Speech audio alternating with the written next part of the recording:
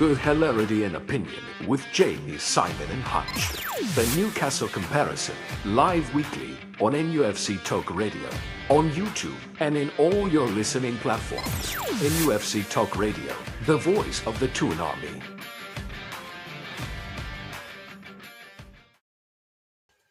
Well, good evening, morning and afternoon, wherever you may be. Welcome to the Newcastle Comparison here on NUFC Talk TV or wherever you're listening on your podcast experience. With me, Jamie Smith, with Simon Carhill. Good evening, Simon. Hello. And with David Hutchinson, the miserable mag. All right, Hutch? Hello. Of course you're not. So, as ever, for this show, we're going to be looking back at the last few days in the life of Newcastle United, a couple of games in the last week to get round, and then we'll be comparing it a little bit with what's happened in recent years, in past times, as per the title, Newcastle Comparison. We'll maybe even do a little bit of a comparison with the opposition. Meanwhile, like and subscribe, NUFC Talk TV. Smash those buttons, please. And if you're watching on YouTube, if not, see if you can subscribe to this as a podcast, because, you know, there might be times when this comparison comes in handy. This might be one of them, because I think the obvious place to start, chaps, is Tuesday night against Tottenham. And all I can say about that is what a shitty late equaliser let in every way. Crappy goal, horrible outcome, and I got home very, very late. So, Simon, start with you. What do you make of that Spurs game? Yeah, probably the slowest, worst overhead kick anyone's ever seen. If Pele was the bar for overhead kicks, that was the basement. It was absolutely dreadful. A horrible goal to concede. It goes through three of our centre-backs to find its way into the net, all in a line, all blocking each other's view. I'm never going to blame Fabian Schär for a goal like that, because I love the man, but he was first in line. Malik Chow didn't see it either. And then Dan Burn had a good look at it as it rolled past him into the back of the net. Yeah, horrible. He shinned it, and it was allowed to bounce in the box. Yeah, it was Sunday League. Bingo card of crap things that happen in football matches, wasn't it? Yeah. Look, the whole match, it was a bit of a strange match, to be honest. Like, we'll probably get into a bit of the kind of atmosphere and the kickoff and stuff like that. Like a Tuesday, 3 weeks before Christmas at 8:15. Like, even though I would have loved to have beaten Spurs, it's not nice for away fans. A trip like that on a Tuesday night. And to be fair to Spurs, they still kind of filled their attendance as well. But the whole game was strange. For the first 25 minutes, we looked like they weren't going to cause us a problem at all. And then there seemed to be this weird standoff for like the 20 minutes going into half time. And then the second half, it like broke out a little bit. And yeah, they just seemed to score two really weak goals. And we just seemed to not have a cutting edge. Like, we just couldn't seem to break them down. We had plenty of chances. And then we paid the price at the end for not putting them away. We had plenty of chances, but none of them were really top quality chances up until we basically got a penalty. Yeah. So we had lots and lots of like low XG chances, one of which we've managed to convert. The other one was the penalty. So we didn't really create anything major in the game. I mean, there was lots of what seemed to be cutting runs into the box, and then they were just snuffed out by defending. But they basically came to set up with two lines, and they weren't basically going to let us play. And I think that's part of the issue, because we don't have that cut and thrust up front that, you know, Wissa might provide. We have to make do with the chances that we can create. Now, in terms of chance creation, Murphy is like right up there in terms of chance creation, both shots and assists for us, both successful and unsuccessful. And he was just completely off it in that first half. Yeah. Sorry, Hutch, just a thought as well. if you think about how we were playing in the first half, like we were obviously trying to get it wide, get it into the box, and that didn't seem to be working. But nothing was coming through the centre of midfield. They had Tonali, Miley, and Joe Linton there, and Joe Linton was looking a little bit off the pace. I thought he wasn't snapping into tackles like he normally does. He wasn't kind of creating anything, and then when as the kind of game progressed and we weren't getting those those really clean cut chances, when Bruno came on, when he came on at half time, he started to push the game, and obviously he scores the first goal, but he starts to push the ball like forward faster, getting it into the front men faster, and I think that helped us get that breakthrough and then the eventual penalty. But we just conceded those weak. He wasn't angry enough, Joe Linton, was he? He got pretty angry in the League Cup game against us. Maybe if he'd heard Hutch say the phrase XG style chances, then that might have got his freckles a little bit, because that certainly worked with me. So I'd just like to rewind a bit and call you a melon for using that phrase, Hutch. Yeah, this is an XG free podcast / show. Yeah. All right, big chances, whatever you want me to say, right? But big chances is fine. Like, goals, that's not goals. To be fair, right? Not goals. Yeah.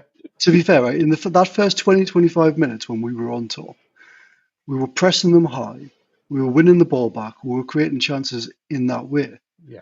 And we created a lot of chances, but couldn't convert any of them. I mean, or we had like lots of crosses into the box. So but then from then we just basically we sat off and let them come at us, and in essence that is effectively what happened in the second half. They would attack, we would eventually get the ball back. Like, I mean, their attack didn't have any cut and thrust about it either. No. So we would eventually get the ball back, and then we would hit them, and it was just kind of like basically a giant ping pong match. And it's like, that's not what you want. You want control over the ball, and if you don't have control over the ball, you want to be pressing them higher up the pitch. And part of this issue that we keep conceding goals late, because we basically keep sitting back at a point where we're just basically inviting them onto us, which is what we did. That's the thing, because like I think you're saying, because of the field tilt up against the low press and the expected goals not being quite what the dynamics predicted, or whatever words you stat geeks use. What you're trying to say there is we didn't score until the 70th minute. We didn't score until we did actually score through Bruno. But then we sat off them and let them attack.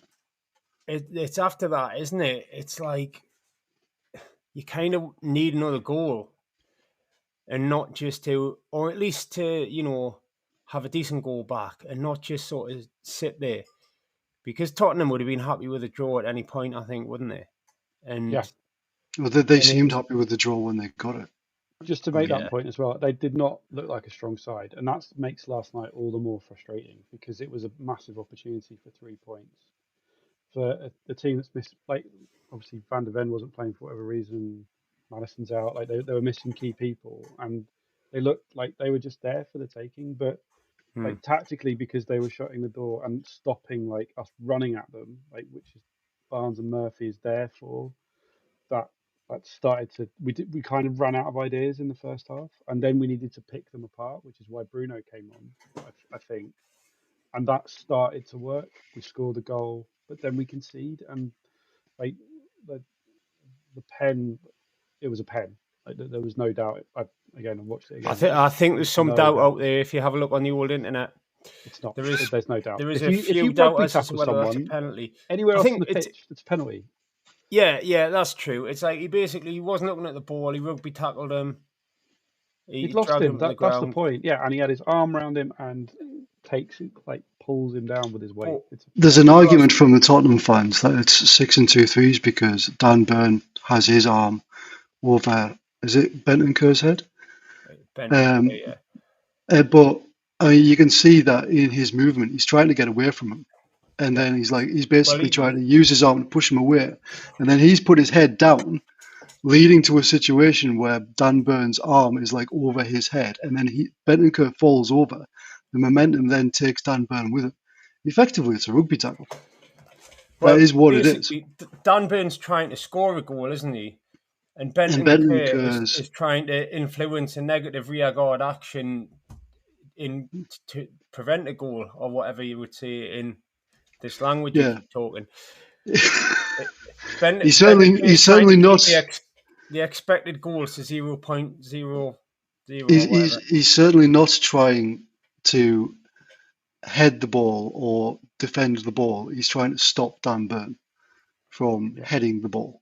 Just on that, I had a message from a friend of mine who we all know who is a Spurs fan last night, and this is what he said, including the point about the pen. Is it the friend who's frightened to go to Tottenham? No comment. He said, you played really well for 99% of the game. Spurs were SHIT and you were the better team. I was surprised the pen was given. That's just you. If you were on the other team, I'm sure you'd say the same thing, but it was a pen. Bit more clinical and you'd have walked it. Like, I think Spurs fans realistically know that we were the better team last night, which makes it all the more frustrating that we conceded such terrible goals. So, what I was going to say to you, Hutch, because I know you like to look on the downside. We, in the 94th minute, when we were winning 2-1 of that game, we'd have went up to 7th in the table, obviously, notwithstanding the Wednesday night games. The equaliser kept us in 13th. Is there a danger that because we've constantly got this result in us, that this league season kind of just dies on the vine? We just don't seem to be able to get out of like being somewhere between 11th and 14th place, no matter what we do. Yeah, I mean, we are consistently inconsistent. But I think people would argue that people are arguing that we have taken 7 points from 9 in the last 3 games. But at the same time, we've dropped 2 points at home that we shouldn't have because of a stupid late goal. And this isn't the first time.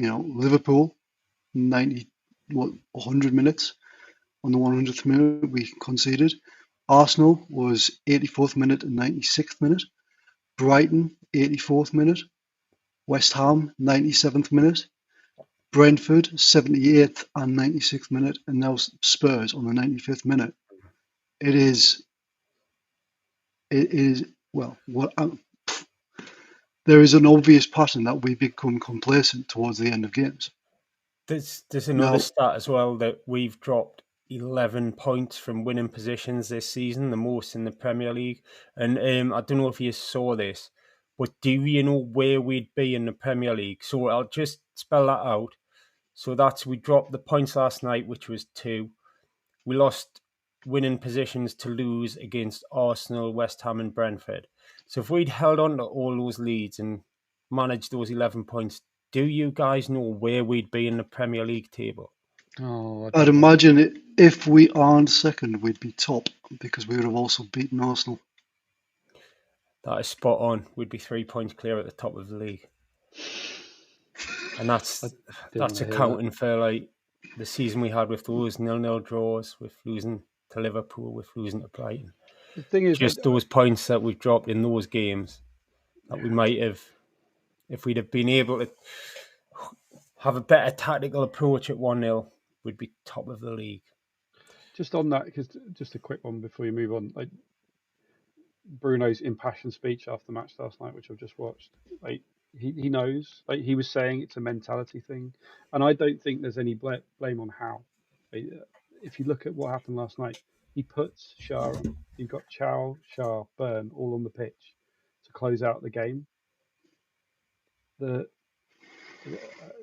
If there's something with the players where they're slowing down towards the end of the game, and I think it's something that needs a focus. But last night was on the players for sure. They switched off.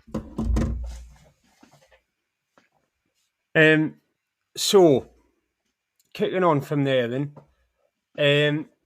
First of all, I would just like to pull the whoever's fault it was for an 8:15 kick-off up, because I'm assuming it was Sky Sports, but I got home quite late. I mean, being in quite a bad mood probably didn't help matters. And I managed to agree to be on Radio 5 Live at 6:20 this morning, and then I had to go to work amongst other commitments. But also, so a pox on the people from the TV for whoever agreed with that scheduling. And if I find out you had anything to do with that, Hutch, I order. But I was also still in recovery from the weekend because obviously I was down in Merseyside for a much more jolly event, which was the 4-1 win at Everton. So I think this is probably a little bit about what away games are, isn't it? Which is, I think for us, we always like to do it as a bit of a weekend, don't we? And it's most of the places Newcastle go, it's a very long trip to do there and back in one day. So we do a bit of an overnighter and see a bit of the city and visit some bars and restaurants and cultural spots. And it was just me and our pal Marty this time round. But when you go on these weekends, it's a chance to have like a bit of a laugh and everything, isn't it? Sometimes the game kind of spoils it. And if you think, like, we almost have to have little conferences, don't we, saying where we're going to go, because by the time you've paid for a train and a hotel and a ticket, it's 150 quid, 200 quid. And then you've got the credits. We've all got young families whereby we all have to leave our wives with the kids and stuff, and it can be a big thing, and it can be quite a big commitment to say, right, well, we will go to that game. And if United don't turn up for that game, if you pick like West Ham as that game, which I think we all know I nearly did, I was going to take my son, then the game can sometimes ruin your weekend. It never entirely ruin it, maybe that's harsh, but it can put a real crimp in it. So I felt really pleased to have made my first trip to Hill Dickinson Stadium. And when you get a game like that, I think that's like our biggest away win in 2 years or something, other than games against the teams that have just floated up and floated back down, like when we battered Sheffield United, when we battered Ipswich last year. So I think I'd like to congratulate myself on a brilliant choice for an away game. I know you would have both liked to be in there, but a lot of it sold out at quite a high points total, which Hutch, you were at Goodison last year. What was it, Simon? 60 something? 60 odd, yeah, 64, 68. 62 or something. And yeah. Do you think that's a lot of people wanting to get their first look at the new Everton ground, Hutch? They wanted to pop the cherry with the Dicks, yeah. Yeah.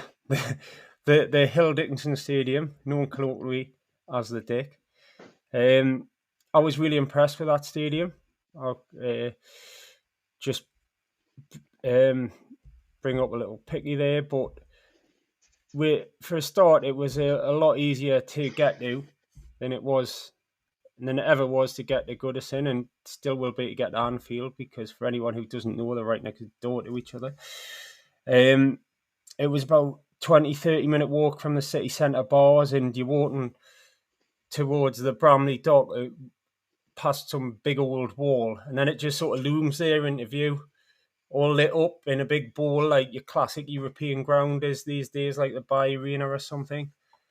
And I thought it was quite an impressive sight. And then when we got inside, obviously it's really steep. They've built it deliberately steep, which I think looks quite impressive. And they've got that big bowl effect on the go. And they did quite a good job beforehand of sort of dimming the lights when it went to, they played the air raid siren. The lights went off for the evening game. They played the air raid siren, and then they came back on when they started with the Z Cars theme. And it was a brilliant atmosphere. I love a classic atmosphere. And they've managed to repackage it for a nice new ground, because Goodison Park, as we know, was a crumbling mess of a stadium, a shithole, if you will. And this is very nice. They didn't quite get an intimidating atmosphere, though it did, the chaps, because it took us 52 seconds to open the scoring. Quickest Premier League goal of the season. Did we enjoy that one back on Tyneside?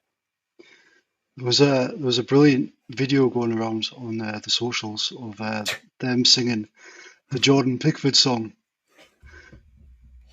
as we were taking the corner, and they very quickly stopped singing that song with some Yeah. expletives as the ball flew over him in the back of the net. So yeah, it was fantastic. Yeah, And then, sorry, go on, Joe. so go on to I was just obviously I wasn't there, so I was just in the process of throwing food at my children to then be able to buy myself some time to watch the match on the telly. And as I turned it on, Malik Chow's burying one into the corner of the net, which is always a good start away in an away game, and especially at Everton as well. So yeah, fantastic start. I've got a question for Hutch here, actually, because I bet I know what you were thinking at the time, because I was thinking of myself a little bit, but you're more pessimistic like this. When we Too scored... Too soon. Absolutely. I bet you were thinking we were scoring too soon. I actually jokingly put it in the chat, too soon, question mark. Did you? But it's a throwback from the days where we used to play like Man City, and we used to consistently win something like 5 and 6-1, and it was always because we would score first. Do you mean consistently lose 5 and 6-1 against Man City? Well, 4-1, 5-1, 6-1. They were an example of the scorelines that we scored what we had against Manchester City. But you said we won by that, and I think you mean lost. Sorry, yes, lost. And it would be a case where we would score a ridiculously early goal, and we would never be able to hold on to it. And within like 30 minutes, they were already beating us, and then they would continue that as we tried to get an equaliser or a further consolation.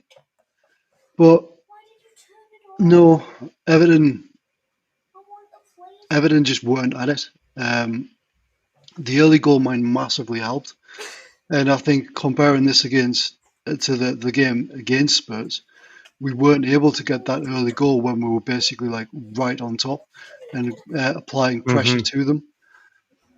And had we done that, I genuinely think that their heads would have dropped and we would have been able to get 2 or 3. Totally. But because they were able to see out that initial bit of pressure, effectively by the time that we did score in that second half, we were already in the position where we weren't putting pressure on them as much, and we were retreating back into those 2 low blocks. And what do you not think the second goal was a critical one, because that's what we've missed? That's the first time we've scored more than once away in the Premier League since our last win away to Leicester, which was that April or something? Yeah, I we would just totally haven't been agree able with to it. kill it off. And I think like we scored, Everton had a little bit of a period of pressure, and then that Miley goal, which was all kinds of brilliant for various reasons. That was what I think. That's what we've been missing, like kind of. And I agree with you. It's because Everton are twatful, and they made it quite easy. But getting that second goal got the sort of juices flowing, got things moving in the right direction, and before you know it, it's 3 and game over at half time. So I think it was just maybe the bit of luck, or maybe the way we were set up to play that day, or just the performance going 2-0 up. It always felt comfortable by then. I don't know if that came through at home, Simon. Yeah. Again, I think there were elements of luck to the Miley goal. I don't know what you're talking about. Livermore was just a brilliant playmaker, and he created such an assist by smacking it off Dan Burns' leg, so that it came back to Miley. Yeah, just caused all kinds of confusion in the box. Exactly, yeah, and no one saw that pass coming from Tino, to least of all Dan Burn. But Miley did brilliantly to get a shot on target, and Pickford did his bit by chucking it into the net as well. So, yeah, I think as Jamie says, that gave us the momentum to run the game a bit more after that. And Malik Chow, like as I've mentioned before on this podcast, and as you boys hear me say pretty much every Newcastle game, Fabian Schär is one of the greatest footballers that has ever played for Newcastle United, and my favourite centre back of all time. But Malik Chow, like he just showed what he can do from a set piece, and he makes us more dangerous from set pieces. Which the actual combination of them two in the back actually looks probably the most solid that we've had all season. Them Who's two that? being Shaw and Malik Chow. Chow and Shaw, yeah.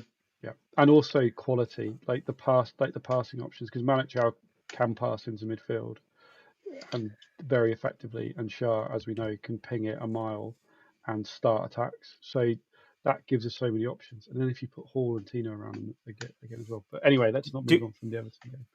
Do you think we could sum up that Everton game by saying Malik Chow's toffees?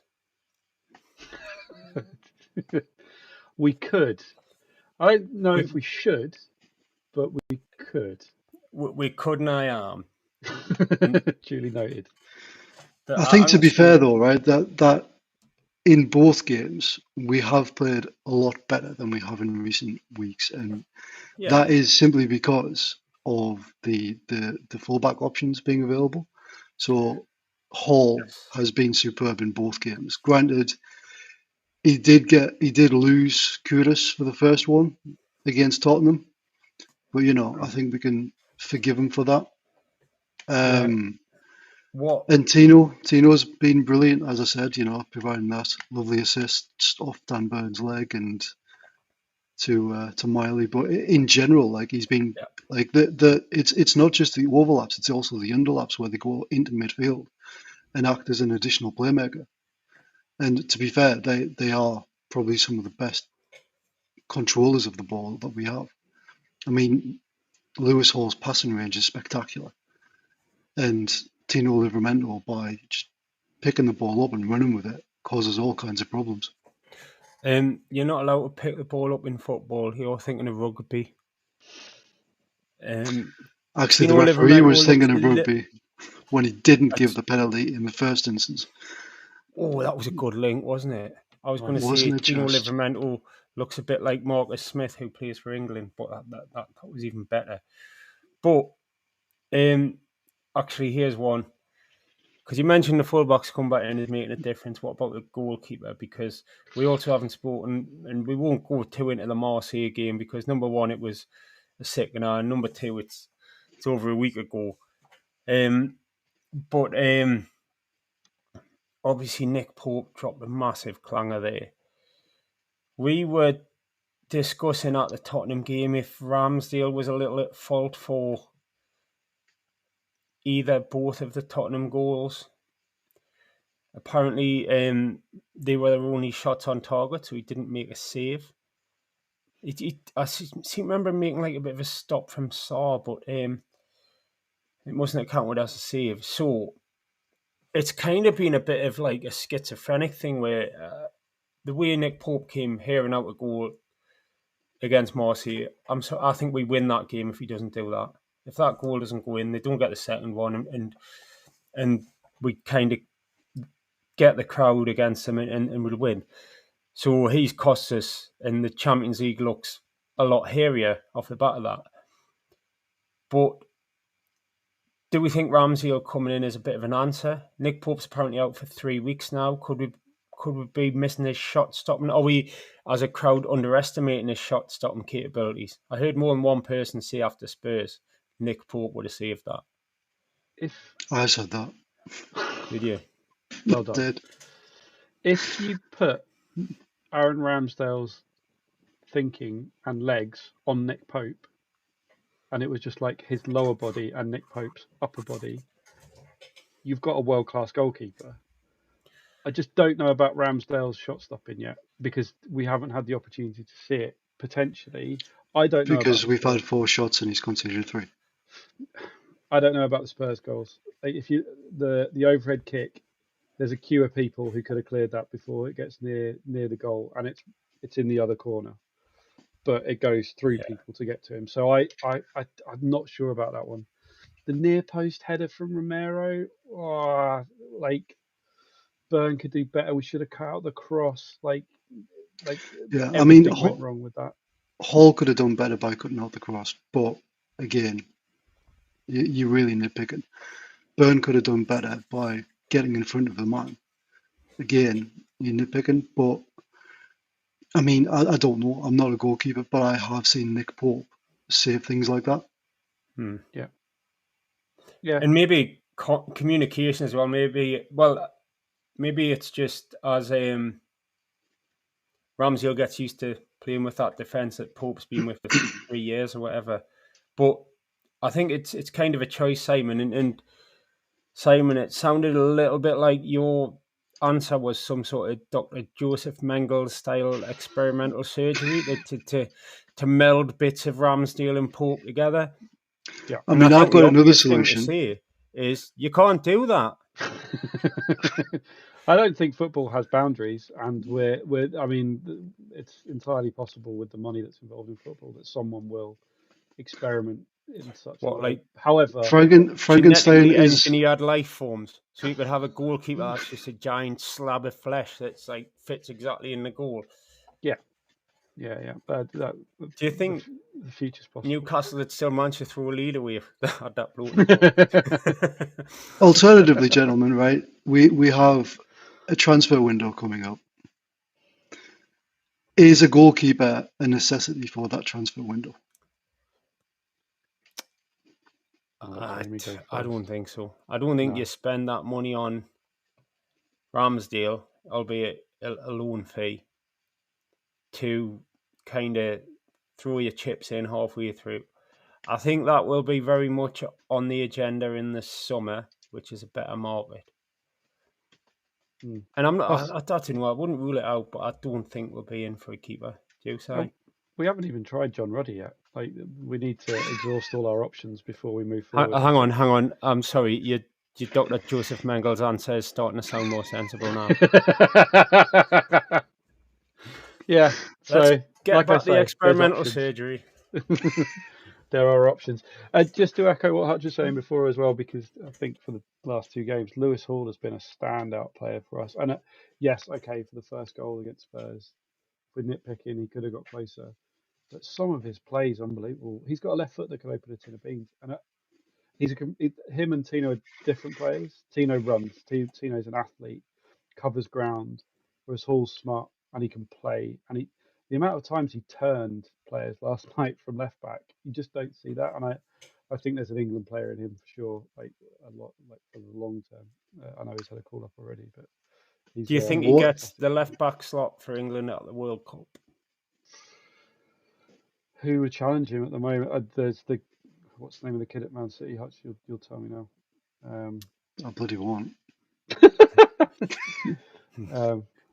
Could you tell him? But like, it's quite fun to watch him flounder. Yeah, absolutely. I'll find out. But I don't think there's someone. Yeah, I don't think there's anybody playing. Yes, that's the guy. I don't think there's anybody playing better than him at the moment for me. Okay. So we don't really know on the goalkeeper thing, but I suppose the obvious person is going to be James Trafford. Would you go in for him again? He seems like he's completely cocked up by signing for Man City. Yeah. I can't remember we were saying this on the way to the match of the day, but I think he had a few ricks in his early days at City before they signed Donnarumma, and he's dropped down the pecking order. I think he might have had 1 or 2 bad games, and I think they lost faith. And obviously, their heads were turned when Donnarumma became an option as well. So, I think he. But I don't think he's a fit for us now. I can't see that happening. I don't think it's a priority for us. But with Trafford, was it not a case that Manchester City, basically when Manchester City came in for him, he basically had no choice. You either leave Burnley to go back to Manchester City or you stay at Burnley. I'm sure that was the kind of like the options available to him. So he chose to go back to Manchester City in order to, because he thought he was going to be first choice. Yeah. I genuinely can see that as an option in January. Maybe not as like putting down 40 million, but Pep very rarely stands in the way of a player when he wants to leave. And if he doesn't want to stay, then I could potentially see us saying, "Can we take him on loan and then purchase at the end of the season?" We might be we're not thinking that far ahead. January's 1 month away, but I can't see us getting anybody in January for something like. If you look at the transfers they made, they've had Wisser injured and Ramsey's been slowly being integrated into the squad. We're covered at centre back. I've seen icebergs move faster. Yeah, the only areas where we're really weak at the moment, and I don't think they'll see this as a weakness, but there's no cover for Lewis Hall at left back apart from Dan Burn. But we also know that Dan Burn hasn't been the best option there this season. And then right back, but they'll say Kraft is cover for Tino right, and Trippier obviously as well. So I think where are we gonna from their perspective, where are we gonna buy? You would put a patch over like one of them being out because Livermore can play that side. Yeah. So if Hall's out, but that's been the issue though, hasn't it? That has quite literally been the issue, because with Hall out, the expectation is that Livermore was going to play on that left hand side. Then Livermore got injured, and we had Kieran Trippier and Dan Burn. Yeah. So what you can't countenance for is them both being injured at the same time, but Lightning's surely not going to strike twice there. And that's a really difficult sell to a signing, isn't it? You've got this guy here, he's playing fullback for England, whichever one you're talking about. We're going to sign you and we're going to play him and not you. And I don't think it is. In the Carabao Cup, and you'll get to come on for 15 minutes now and then, and if he gets injured. And so what you need is either, someone who's a full-on second choice who isn't going to improve you that much, or a youngster who's on the way up and they don't really grow on trees. Yeah.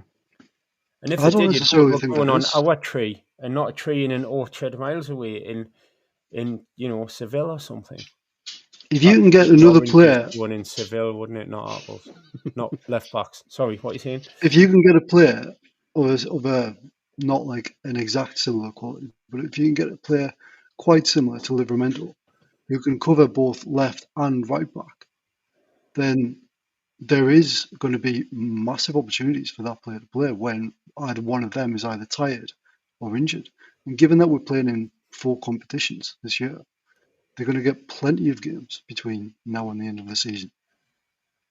I'm just going to Google Football Manager both-sided fullback Wonder Kids and just see who comes up, because I think you're talking about do that and see a couple of names, and we should do stuff like that quite regularly, and then we can see it. We had the exclusive on this signing.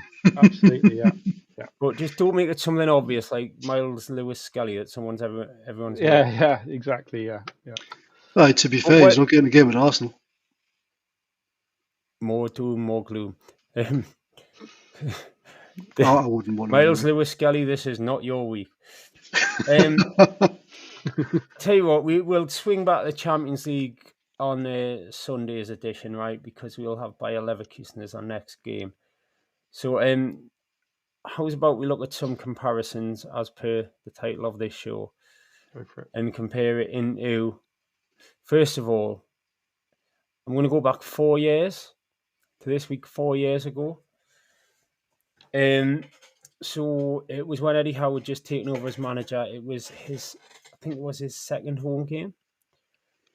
Newcastle still winless in the season, which seems incredible. And we drew 1-1 with Norwich.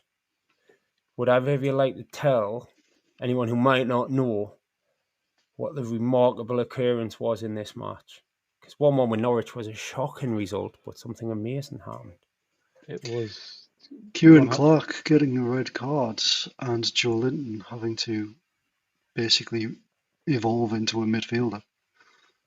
Absolutely. I would say emerge from the chrysalis that was playing as a striker into the hard as nails butterfly, if there is such a thing, that Joe Linton then developed into from that season and forevermore. Yeah.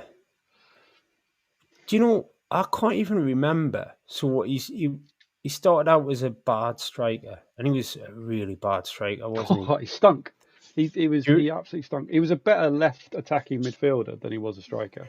Yeah. Because in a few weeks, we'll have to cover off that time we went to Rochdale for an FA Cup tie. I was just about to mention that, because that was the pinnacle. Yeah. I mean, pinnacle's the wrong word. It was probably like, what's the opposite of pinnacle?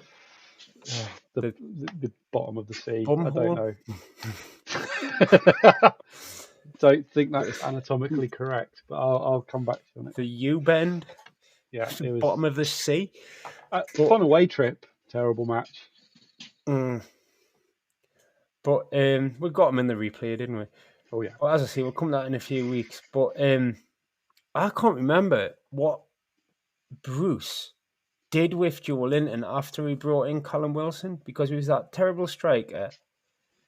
That Rochdale game was a kind of COVID season. It was not long after that everything shut down, and we signed Wilson in the summer. And I think Joe Linton, was he playing like a sort of left side of attack hybrid and on the bench a fair amount? Yeah, he was playing left. If it was on at all, he'd either be replacing Callum Wilson or coming on left wing. And yeah, I mean the system under Bruce was give it to St Maximin and hope he does something, and that just didn't fit around Joe Linton and did not develop in any way, shape, or form. And Kieran Clark's red card as well. Did you? This is a tough one, but do you know how many minutes had been played when he got sent off? Was it something like 32? 6 minutes. Oh my God! Wow. So it was literally, that's injury time, isn't it? So it was literally a full game, 10 against 11. We actually took the lead with a penalty, and we, well, here's a good comparison for you. We conceded at the very, very end of the game. It might even have been injury time. And it felt like a bit of a disaster, that, because Norwich were the worst team in the league. I think they came bottom that year. And it was like I think we were second bottom at the time. It was a big 6-pointer and we completely fudged it. But from there emerged a player that would be a massive focal point of the brilliant team we were building, who would go on to win us a cup and perform in the Champions League and commit many, many, many silly tackles. Although he's never really, really hurt someone. He's never got anyone stretchered off, Joe Linton, has he? Just sort of... I mean, he tried his best in the cup final when he literally clotheslined, what you call him, from Liverpool. I can't remember who it was. Harvey Elliott. Definitely watches WWE, Joe Linton, doesn't he? It was spectacular. I loved it. But he's at the point where he maybe needs to be used a bit sparingly now. But that was, again, another sort of crazy doctor moment in the creation of the Joe Linton monster. Do you remember much about like the mood coming out of there? I don't think I was mood coming out of that Norwich game, the one we've spent this whole section talking about, David. You were wearing your blue sweater, David. So what happened? Kieran Clark was sent off and they put Joe Linton in midfield. Yes. And Joe Linton went on to become quite a good player. Simon, can you answer this? Because he's I wasn't at the game. That was the one. That was one of. I was at the game. I this is going great. This is. I don't remember these things. You know that, but I would imagine, given that we hadn't won a game, had we won a game by this point? I don't think we had. I would have been absolutely despondent. No wins. Yeah, I would have been despondent. We looked a bit screwed, didn't we? But ended up comfortably in mid-table. Joe Linton went on to be a monster, and Norwich got relegated. Probably one of about 7 relegations I've had from the Premier League, so it just washes over them, doesn't it? We'll move on from that, because it was obviously a colossal error to bring a game up that, you know, you were both smashed for by the sounds of things. Although we did Dortmund the other week. And here's one. 10 years ago, we were away to Crystal Palace. Anyone remember the score? That's 10 years ago, was 2015. Anyone remember the score and the significance? Were we not at home to Crystal Palace? We were away to Crystal Palace. I did say that at the start, Hutch. So I'll tell you, we scored first through Papis Cisse, and then we went on to lose the game 5-1. So the significance of that was the first time we faced Alan Pardew as manager. He left Newcastle at the turn of the year without a fixture against Crystal Palace to play, I don't think. And then this was our first visit to Selhurst Park, and it was kind of, have Newcastle moved on past Pardew? And that was a massive victory for him, I think, saying, like, I'm doing better and you're heading down, after Stephen McLaren got a lot more money to spend than him. But, like, I think the reason to look at this one is, first of all, I mean, how crap's that getting your arse handed you off Pardew's Palace? It makes a poxy draw with Tottenham seem sort of all right, doesn't it?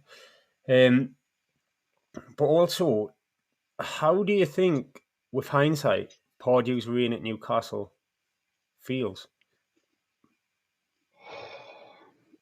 It was probably the most indicative of the Ashley era to me. Like, it was a big chunk of the Ashley era. It was the most successful period of the Ashley era, unless anybody can think of it another time of the Ashley era. No. Well, I mean, obviously we won the championship trophy, which was a lot of fun. Well, I meant finishing 5th in the Premier League. Like, it was our highest league finish for many years. Season in the Europa. Exactly, got us into Europe, and some great games and great memories. Like the Man United 3-0, which is one of my favourite games of all time. Up until, during the Ashley era, up until that point, was fantastic. And but he obviously was working in the Ashley era, but as a character and as a person, he was never a fit. I don't think he ever really got it. And some of the stuff he did and has done since has kind of proven that out as well. I think he got very lucky with that team that finished 5th. He had some great players, like Denver Bar. I think that's the argument was, did he assemble that team, or does most of the credit go to maybe Graham Carr, who picked those players? But you've surely got to give Pardew a bit of credit for getting them playing together. And something clicked for a season. Like Ben Arfa, Cabaye, Tiote, like it just seemed to work. Colaccini at the back, like we just had a good team playing to the best of their ability for a season, but we just didn't kick on. Like after that, and that comes back to the regime. It comes back a bit to Pardew as well. Like it just all seemed to fall apart after that, which was often the story. I just think for that season we had some fantastic players. So I think it was defined by that fast rise and then fast fall. That the Pardew for me. They won a game at one point, and Pardew dedicated the win to Mike Ashley. And I think that started straining his relationship. And this is a big part of the reason why I kind of asked this question, because I think the thing that did for Pardew was his very, very, very, very, very bad record in the derbies with Sunderland. Now, Sunderland went through a trick, and we'll cover this a bit, I'm sure, in next week or the week after. They did a bit of a trick where every time a derby came up, they seemed to hire a new manager and get a new manager bounce, with the motivation being seemingly primarily to beat Newcastle. But Pardew just didn't seem to be able to lift the team, and that string of defeats, I think, was a big, big part of the crowd turning on him. With hindsight, he does speak very well in Newcastle. As you know, he's a rent-a-gob on various trashy radio stations now. Alan, if you're listening, we would love to have you on. Get your people to talk to my people. Not Hutch, people. Might not remember you. But he does quite a good job, I think, of telling it how it is and giving the club a big up. And I've softened on him over time and thought, he did a good job in difficult circumstances. Although I do think there's also a possibility that we missed out on the abilities of Graham Carr to pick a player. I'd love to read a little bit of a book written by Graham Carr about who he didn't suggest during the Mike Ashley era and the team we could have had, but we've moved on, haven't we? To a degree. So what I would say as a comparison for that is, could Sunderland be a bit of a Waterloo for Eddie Howe? God, don't even want to think about that game yet. Go on, Hutch, you go first. I mean, it's a difficult one, isn't it? Because a lot of people have already kind of turned against Howe. There are those who would call us happy clappers for sticking by him, but I don't know. I'd still think that the vast majority of the match going crowd would stick by him.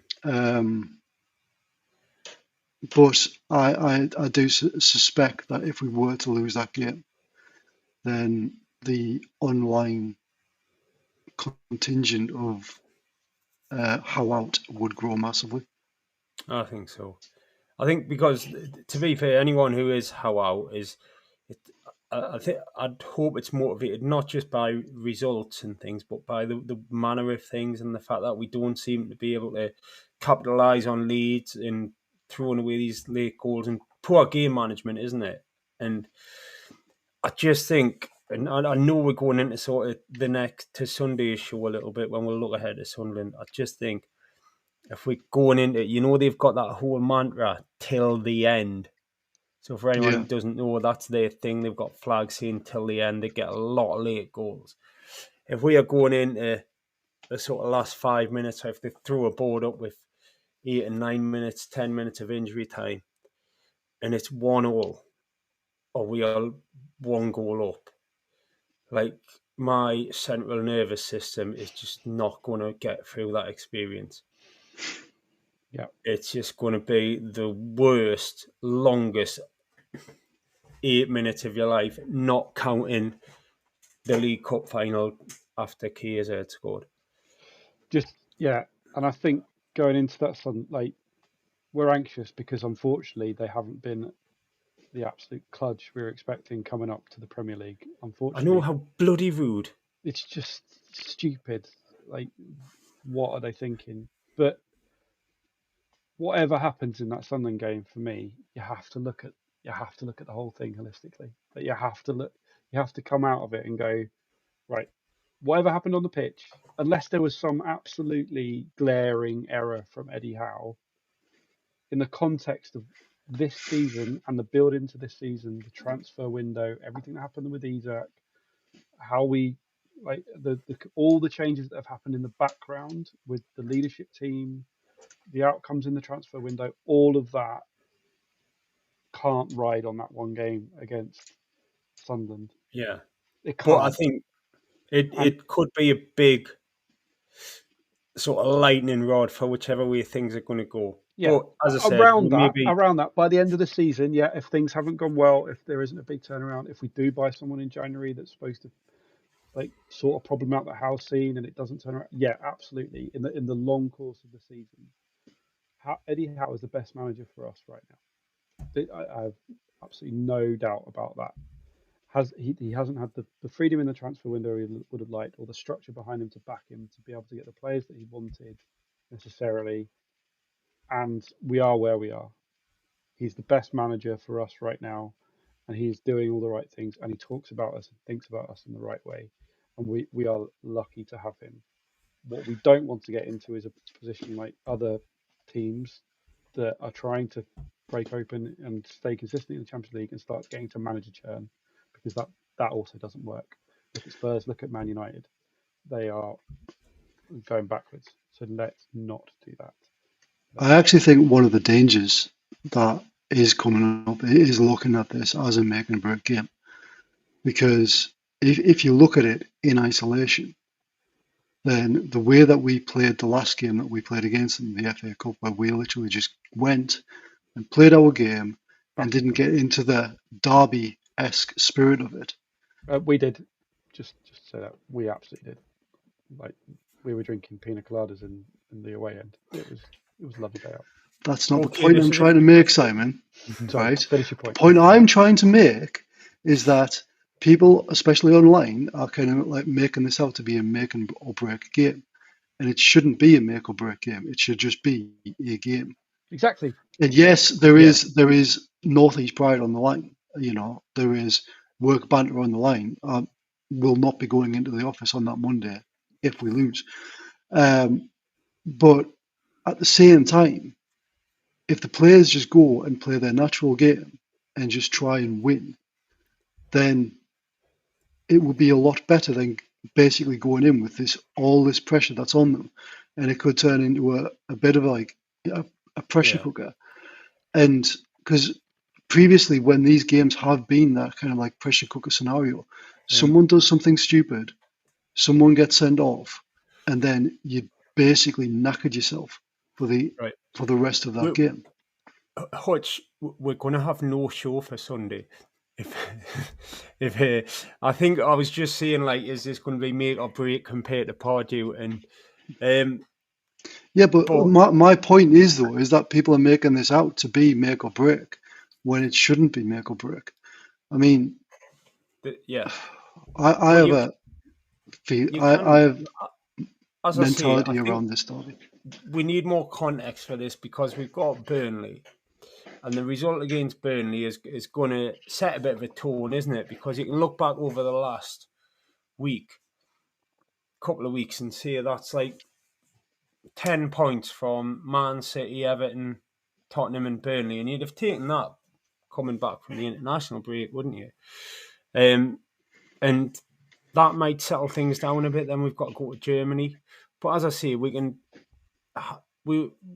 going to wait at the end, but we'll do like a little bit of a look back on the Sunderland games of the past, the favourites, least favourites, and a little bit of a Markham comparison as Sunday's show. But we'll have the context of whatever's happened against Burnley to either feel a little bit more confident or absolutely dirty our duds if we manage to cock up against Burnley. I've got one other thing, but should we have a little chat about Burnley, because it is a bit of a dangerous match, isn't it? It's you've got to expect to win this. That's not an arrogant or aloof thing to say. Burnley have been bouncing between the Premier League and the Championship for about 10 years now. They're a newly promoted team that should be there for the taking. We should win. Simon, can you remember last night? Oh, sorry, when we were in Nando's, and someone was telling us that Tottenham Hotspur were there for the taking, and we definitely should be beating these because we've beaten them. Oh, come on! Was it 4 years in a row? And they're absolutely rubbish, and we're definitely going to win, and we're definitely going to take 3 points. Out of the last 7. We have won 6 out of the last 7. However, me and you were sat there relatively nervous because of our inconsistent run of form. But that's Tottenham Hotspur, innit? Like, you can look at it in hindsight and say that's still a really good team. Look, right, I might be the negative mag and all the rest of it. But the miserable mag. But I would always argue I am realistic. We have a bad performance in us. And that was last night. Well, to be fair, it wasn't even last night. It was just 2 really crap goals. Just to kind of even this out and smooth this conversation over. You were both right last night. We should have beaten Spurs, but we were right to be nervous. That's a good way of putting it. Yeah, I mean, and that's exactly how it played out. But we should have won. But we 100% should have won. Yeah, exactly. But we didn't. So let's talk more about. There's a vast difference between Tottenham, who were in the Champions League, who won a major trophy last year, who've been a Premier League ever present, and Burnley, who, with all due respect, are perennial relegation fodder, who we've beaten comfortably every time we've come across them, sort of in the post-takeover era. So this, like, drawing against Tottenham, I think people would put a bit of context around it, that they were a good side. They played a difficult game. Just because they're in a lull doesn't mean that they're not capable. Burnley is 3 points, or it's a major cock-up. I don't care what you say. Anything less than that on Saturday will feel 10 times worse than Tottenham. The concern is going to be is that when we've played against low blocks consistently, we haven't been able to break them down. And they are going to come here and they are going to park the bus.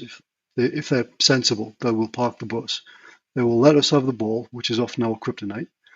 And we are going to have to basically break them down through set pieces. Now, if the set pieces are like what Lewis Miley has been taken, then we will win. If the set pieces were like some of the ones that Tonali was taken, then we won't. We will. Sorry, go on, Jeremy. I bet you Burnley's got a long throw. Oh yeah. I bet they've got some bloke who can't even control a ball. He's just in the team for his long throw, and just like you would give a throw in away on the halfway line, and some mutant will just launch it at the penalty spot. We'll probably let it bounce and go in the goal. Here's what I think: we are going to batter them 3-0. I think they won't even get a sniff in it. We'll blow them away. Yeah. There has to be a reaction to last night, to the Spurs game. There has to be a reaction. There has to be some kind of response to that. And Burnley are a championship team. Yeah. So you're seeing 3-0. 3-0. And who are you seeing for first goal scorer? Well, I said Bruno last night and then I cancelled my bet because he didn't start. What an idiot. Yeah, that's my fault. I'm going to say Gordon. I think you're going for Gordon 3-0 and Joe Linton to get booked, of course. Yeah. Right, because this is a big issue, isn't it? How many yellow cards has Joe Linton got? Whatever. I think over 100. he's got about 1,000. Yeah. No, this season. This season. Stand by and I'll tell you. I don't know. But, to be fair, he tends to do a lot of yellow card offences and not get booked for them, doesn't he? So. He did not do any against Spurs, and I was most disappointed. No, that's true. Yeah. He's on 3 yellow cards so far. Oh, that's 3. What's he playing at? This season. What's he playing at? He should have been banned by now. So hang on, 3 yellow cards in the Premier League this season, just to be extremely clear. He should have been banned by now. He's normally walking a tightrope by now, isn't he? Yes. How many yellow cards do you reckon he's got in his Premier League career? He's made in his whole Premier League career. Yeah, 197 appearances. 197 appearances. I think he's got 196 yellow cards. He's got 109. 49. 49. That's a 1 in 4 rate. Well, it's just, you get a little plaque off the Premier League for getting 50. You know what, like when you make an appearance and stuff. A "You're a bastard" plaque. Yeah, something like that. You should get one from the club, to be fair. Like a painting of all the people he's left in a heap riding in just some limbs sticking out of the turf, out of the grass. And that picture of him in the middle where Bruno had to drag him off the pitch while he's shouting over his shoulder for a straightener with some Man United player. Yeah. But yeah, so you're probably going to have to put that on now then. Yeah. Gordon 3-0 and Joe Linton to be booked. What do you think, Hutch? Can Burnley get anything on Saturday, or are you confident this is going to be just one of them fun afternoons where we can enjoy the game without the heart rate getting dangerous? I'm going to say 2-0. I want to say Big Nick to score first. Yeah. I think that seems more feasible, that it might just be a bit of a sort of professional controlled performance. I won a few quid last weekend because I had a bet on Malik Chow to score against Everton, and Newcastle to win, which I put on when I was a few cans deep. So I'm not going to speculate in case there's anyone from HMRC listening who decides to have a look into my declared winnings in the tax year to date as we're coming towards the end of it. So 2-0 Big Nick and 3-0 Gordon and Gillin to get booked all round. Well, we're all going, aren't we? Yep. Yes. Right. So I'll see you there for bevies. But before we go, I'm just going to share this whole thing. I've got a little bit of a more intense line in questioning for you. So we've got some catching up to do here, haven't we? Well, I'm just going to do our two most recent teams. But for anyone who doesn't have visual, we've got all the teams in the Premier League and we're sorting them into one of 6 categories week by week as we play them to see whether they're worldwide massive entity or whether they're just a massive club like we have Newcastle United, a big club, we've got West Ham in there, no one in medium yet, small club, we've got Fulham and we've got Brentford as tin pot. So I'm just going to very, very quickly to start off, I'm going to ask you guys where you would put Everton on this scale. Worldwide, massive, big, medium, small, or tin pot? Big. Big? Big. Simon? Well, if West Ham are there, then yeah, you've got to put Everton at big as well, unfortunately. Right. Do you not think they're massive?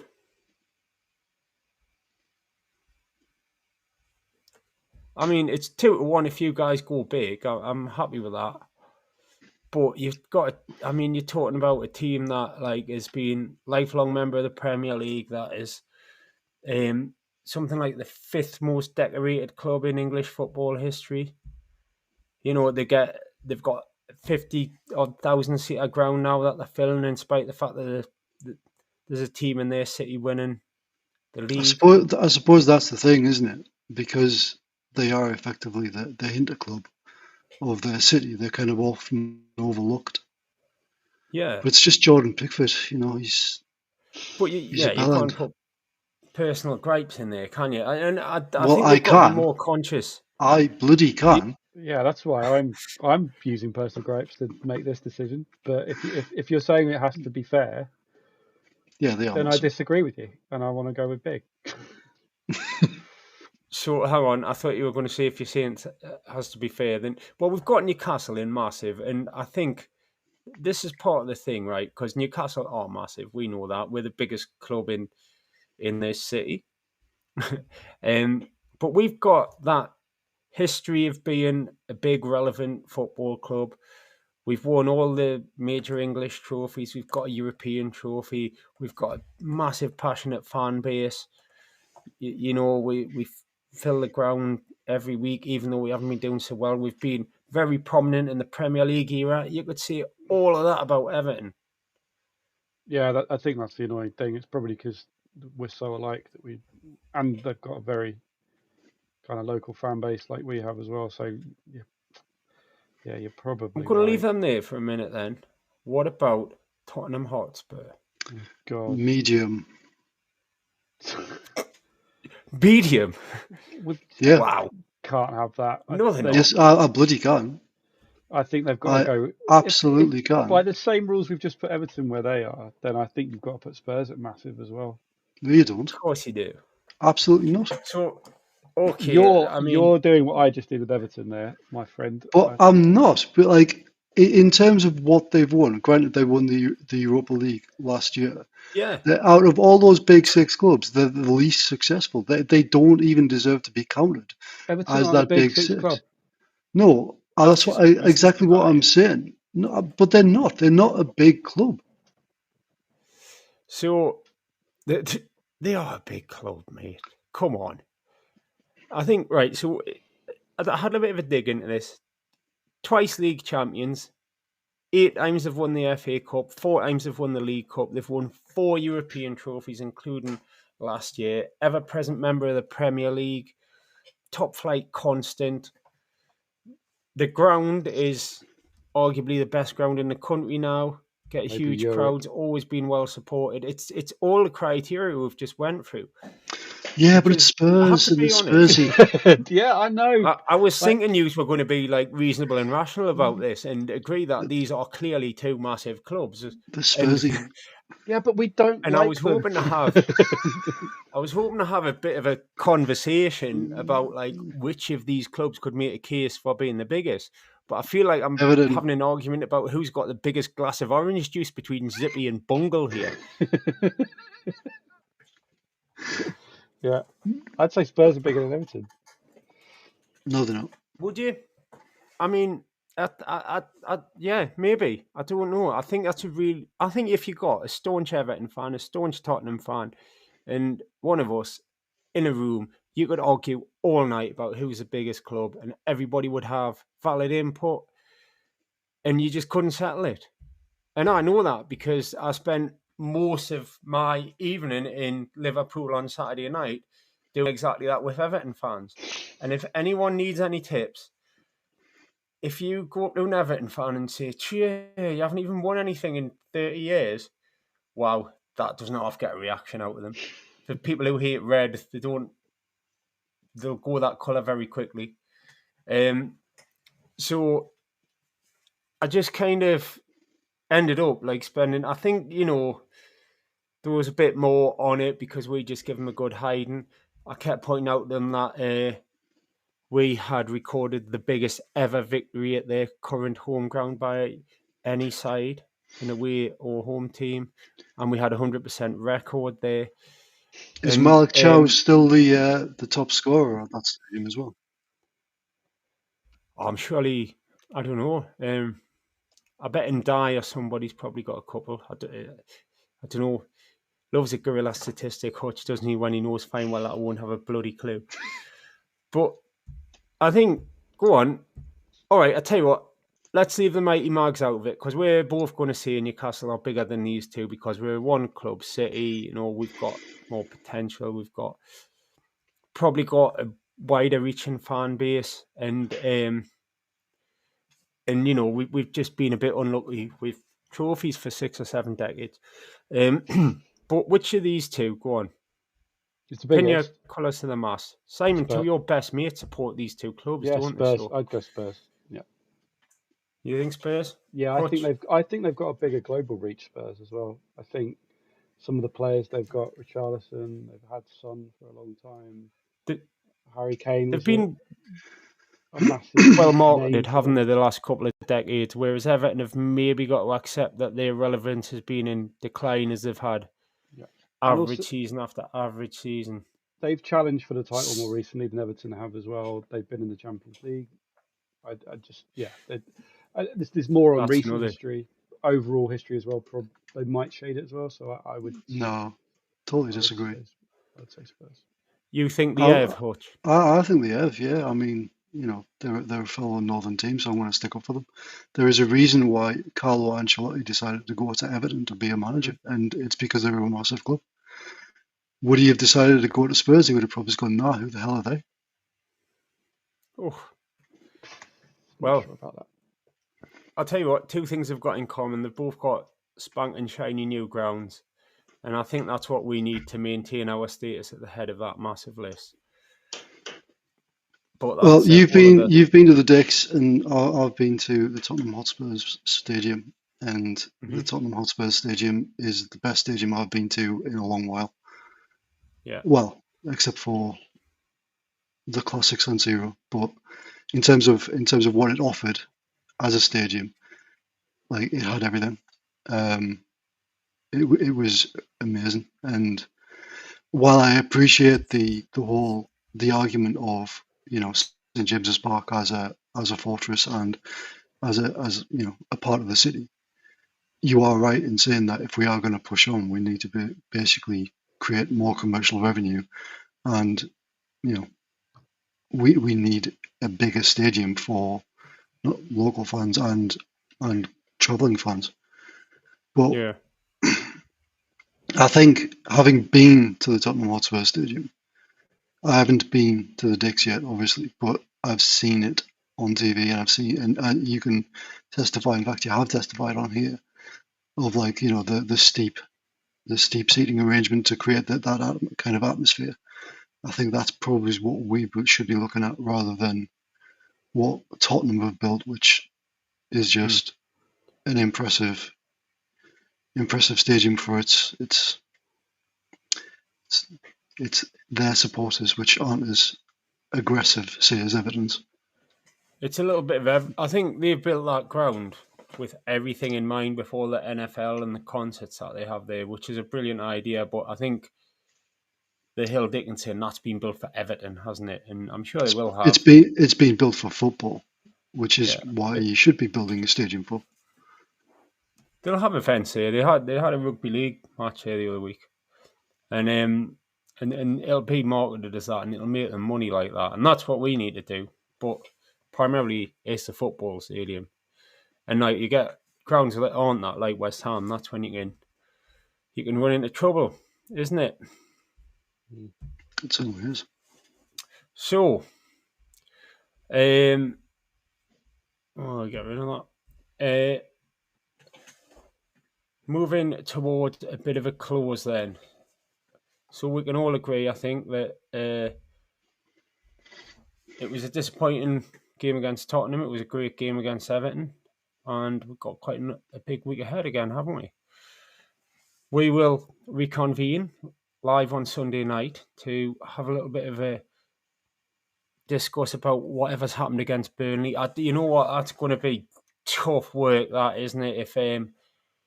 If we end up drawing or getting a daft red card, or Martin Dubravka's completely unstoppable all afternoon, and we are going to have to sit and talk about it for an hour. Might not turn up.